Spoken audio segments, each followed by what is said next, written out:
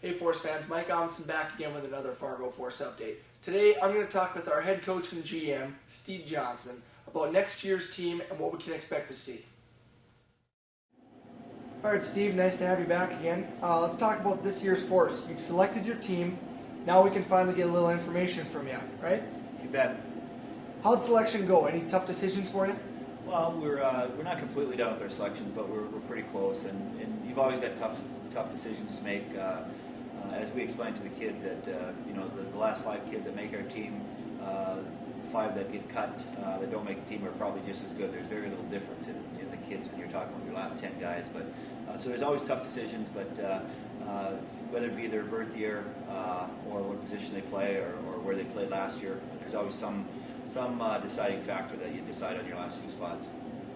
Okay, how many players on the team at the moment, and do any more get cut? Well, we've got a 25-man roster, active roster, which has to be cut down to 23 after the Buck Bowl, and then we have a 12-man affiliate list, which we can keep those kids on our list through the course of the year, still have access to them if we need them during the course of the year, and have full access to them up until the draft next year. Okay, let's talk goalies. Who are they? Where do they rank on the depth chart? What can we expect from them? Well, we've got Cody Campbell, who's back from last year, and certainly Cody's had a good summer. We've got Zane Gothberg, who played in Thief River Falls, Minnesota, who's committed to North Dakota, University of North Dakota for the following year. Zane is not committed to us yet, but we certainly think that we have a good chance at it, and both great goaltenders, and it would be a great 1-2 combination to have if Zane does decide to come.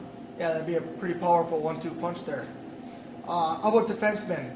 What are we looking like for defense? Well, we've got returning guys, obviously, with Eamon McDermott, Grant Scott, McCarthy, probably missing a couple. I'm still getting myself familiarized with all of them. But so we've got guys coming back that certainly can do the job. And the new guys we've got coming in, the one guy that has played pretty well is a younger kid, Brian Cooper. He's only a 93 birth date, and he's played well. A couple other guys that we haven't seen enough of that we think can make an impact: Nate Schmidt, Blake Daring, Cody Curran. So we have some guys coming into the picture that we think can be pretty good players. Okay, what are the forwards looking like? Up front, obviously the 2 coming back, or the 4 coming back probably that played the best: Colton St. Clair and Matt Leitner, Corey Lieberman, and spacing out right now, Nate Condon. Those guys obviously have played pretty well in the summer here, along with a couple other returners, but Johnny Searfrost played good in our camp, so we think that we're going to have a pretty good group of forwards up front. Okay, what can fans expect to see from this year's group of players?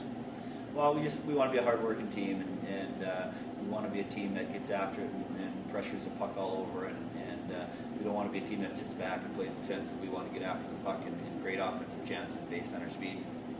Okay, who can we expect to stand out for next season? Anyone that you're expecting a big season out of?